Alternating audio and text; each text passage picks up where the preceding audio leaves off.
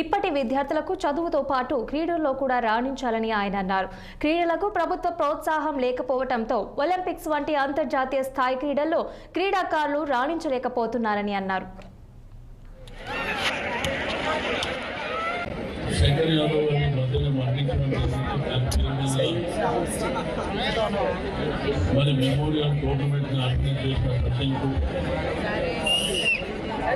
మనస్ఫూర్తిగా అభినందనలు తెలియజేస్తూ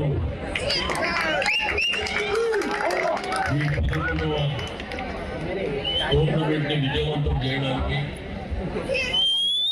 5, 6, 7 ఈ రోజు రేపు ఎల్లుండి ఈ కార్యక్రమంలో ఈ క్రికెట్ టోర్నమెంట్ లో మీరందరూ పార్టిసిపేట్ చేసి విజేతలుగా నిలవాలి.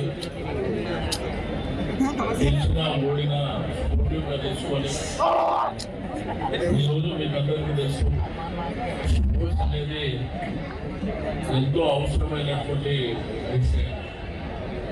ఎందుకంటే సమాజంలో చూస్తూ ఉన్నాం, ఎడ్యుకేషన్ అనేది ఇంపార్టెంట్ అయినప్పటికీ స్పోర్ట్స్ కూడా దానికి సమానంగా మనం చూసుకోవాల్సినటువంటి అవసరం ఉంది.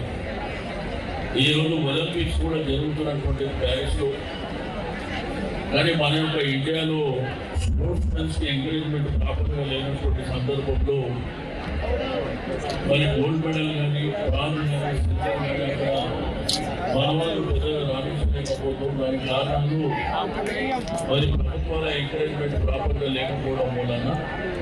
కాబట్టి ఈ యొక్క కార్యక్రమాన్ని మరి బ్రహ్మాండంగా దిగ్విజయవంతం చేయాలని చెప్పి నేను స్టూడెంట్స్ మా యంగ్ తమ్ముళ్ళకి అందరికీ పేరు పేరు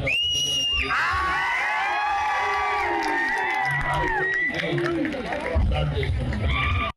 శంకర్ యాదవ్ అని మధ్యన